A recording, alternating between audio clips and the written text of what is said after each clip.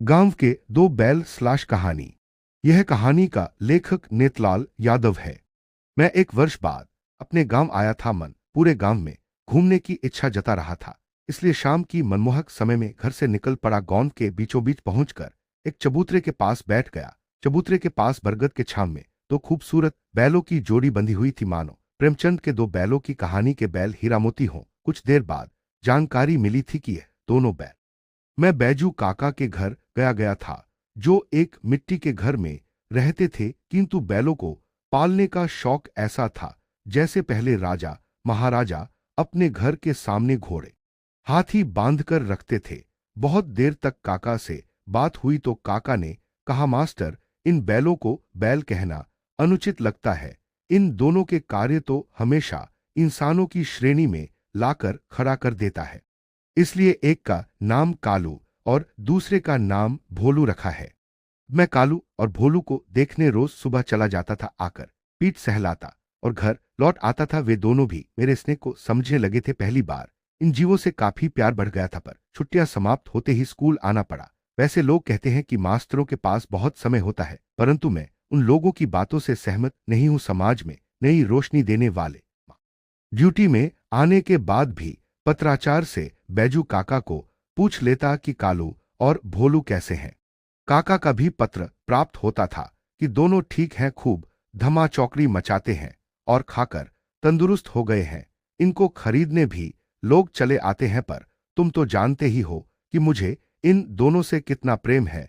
जीते जी तो कभी नहीं बेचूंगा, मरने के बाद नहीं कह सकता। मैं भी लिखता, ठीक है काका।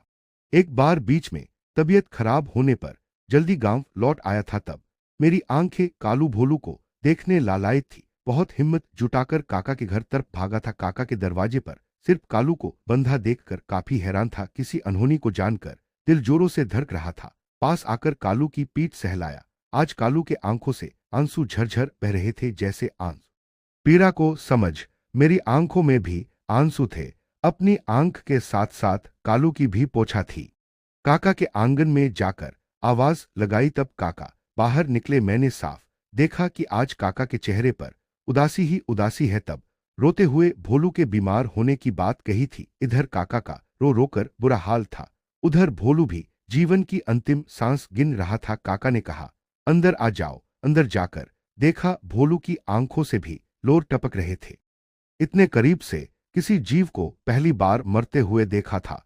वह जीवन के अंतिम क्षणों में अपना पैर और सिर पटक रहा था। तब मैंने काका से कहा था कि काकी ने जीवन भर एकादशी व्रत की है। विदाई की इस घड़ी में भोलू को एक एकादशी व्रत दान देना चाहिए।